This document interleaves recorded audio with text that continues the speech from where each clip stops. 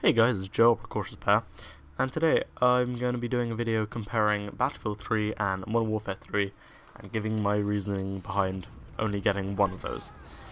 There are several reasons. I mean, the main reason I'm not going to get the next Call of Duty, which is Modern Warfare 3, is the fact that I've played so much Call of Duty in like the time that I've been a gamer. Like, in COD 4 and 5, I probably have, I don't know, like 7 days playtime on each of those.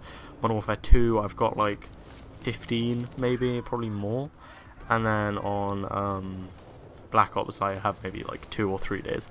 And on Battlefield, well, Battlefield Bad Company 2 is the first actual Battlefield game I've played, apart from the arcade game, which is Battlefield 1943, I believe. I played a lot of that game when it first came out. But now, like, no one plays it, so it's kind of dead. But yeah, so that's the main reason that I'm not getting Modern Warfare 3. And also the fact that it's not different enough from the other Call of Duties to distinguish it, in my opinion. I mean, like, I really don't have a problem with Call of Duty. A lot of people may be thinking, like, oh, you're just a Battlefield fanboy. I'm not. As the fact I've only had 2 Battlefield games in the past now. I've had all of the Call of Duty games. And I just think it would be a bit of a waste of money. I'd buy it, I'd probably enjoy playing it for a while, but I mean, it's not a worthwhile investment for me. So there are some other things which I've written down, which sort of make one better than the other, even though there are some points which do mean that Modern Warfare 3 does have a couple steps up on Battlefield. For one, on console, Battlefield 3 has dedicated servers.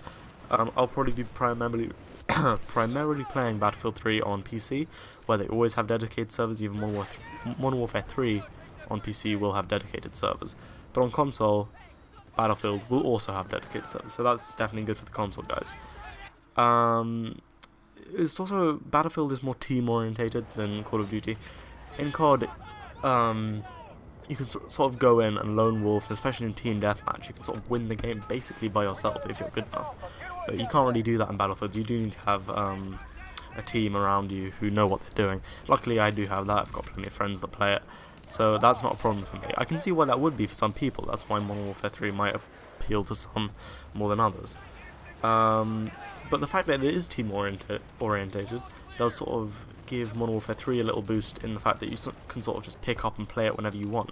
You can't really do that with Battlefield because you sort of need to concentrate a bit more. Battlefield also has vehicles. I mean, like, some people may think, well, I don't want vehicles. Well, they kind of add whole new aspects to the game. I mean, the reason the vehicles are there, I mean, vehicles being there even, it changes the way the whole game plays. Like, there's even a whole class set up about destroying these vehicles. And sometimes if you've got like a tank with a few engineers behind it, you might want to get your whole team together. It's sort of, they really do change the game, especially with Battlefield 3. There are jets being reintroduced to the game. That's going to be amazing, and the maps are just a lot bigger. That's another thing about Battlefield. The maps are a lot bigger. It may take longer to get to the action, but it means there's more of a variety of the type of action that there is. So yeah, that's really important. Also, the Battlefield games in the past have had a lot better like support and management after the games have been released, unlike more of the Call of Duty games, not just more. But Black Ops actually did have pretty good support. They did patch a lot of things, but in Battlefield it's sort of a given that if something's overpowered, it's going to get patched. But it's not in Call of Duty. I mean, like, if you just look at Modern Warfare 2 is the most like shining example of this, how something just didn't get patched. COD 4 and 5 had a few overpowered things, but it wasn't as extreme. But still, they never got patched, so that's one reason. Also, Battlefield is less noob friendly. You find a lot of people in Call of Duty sort of like camping, sort of not really knowing what they're doing, which, although like you can understand why they're doing it, it's really annoying to play against. And in Battlefield, the learning curve is steeper, but it's definitely worth it in the end. You get a lot better experience, and like it also means that the better player does tend to win in Battlefield. It's quite hard that people are using newbie tactics and win, because that doesn't really exist when it's all objective play, apart from a couple game modes, but no one really plays the solely deathmatch game modes in Battlefield. Yeah, also, not none, but very few of the friends who I play with regularly, people you may have seen in videos on this channel, a lot of them aren't gonna get Modern Warfare 3 either, for the same reason as me. So I wouldn't get a game which none of my friends are gonna play, especially when it's an online multiplayer game. Yeah, and by the way, just please don't get angry at me if you're gonna get Modern Warfare 3 or you're a big fan of COD. I mean, I'm a big fan of COD as well, but it's just this game. I'm just not gonna get it. I don't particularly hate it. I don't dislike the people who want to play it, but yeah, it's just not the game for me this year. Okay, right here in the gameplay, actually, I cut out a massive bit because it was basically just me trying to flush out a few people who were just sort of in the back of our base being a bit annoying. It didn't really make for very interesting watching. Yeah.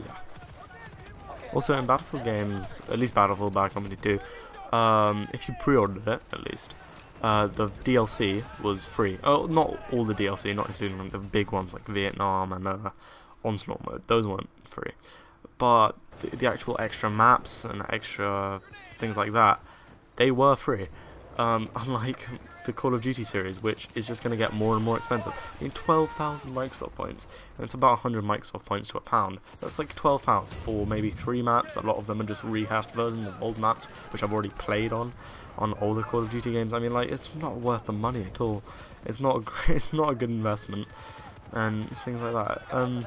Also, in Battlefield 3, there's going to be a new co-op mode, which, in my eyes, is going to be a lot better than whatever, what's it called? I think it's Spec Ops? Spec Ops? Is that what it's called in the games? Which will be in Modern Warfare 3. I mean, I played Spec Ops in Modern Warfare 2, and frankly, it wasn't great. They were just kind of really short, mediocre single-player missions, except you played with one other person, and what they did didn't really especially matter either way. So, just things like that is other reasons. Okay, so those are the main reasons why I'm not getting Modern Warfare 3, but I am getting Battlefield 3. Yeah, please, as I said before, don't hate on me for saying this. I don't dislike Call of Duty, just this one. I didn't actually talk about the gameplay. This gameplay is Rush on Valparaiso, I believe. I think that's what the map's called. I'm attacking. I'm not actually playing with a squad that I know. These are just random people, but they were pretty good. I mean, I died quite a bit at the beginning, but it ended up sort of working out well. We won. I'm using the Uzi with a red dot, which I've actually barely used before. You can actually see sometime during this game I get my silver star with it, so I clearly don't use this gun that much. But so yeah, this gun it was surprisingly good. I really enjoyed using it. I'm gonna get my gold star eventually. Yeah, for this gameplay I'm actually only going to show you half, since this map is a really long map, so the game ended up lasting like 20 something minutes, but because I fast forwarded some stuff, overall it's not as long. Yeah, as always, please tell me what you want to hear me talk about in the next video that I make.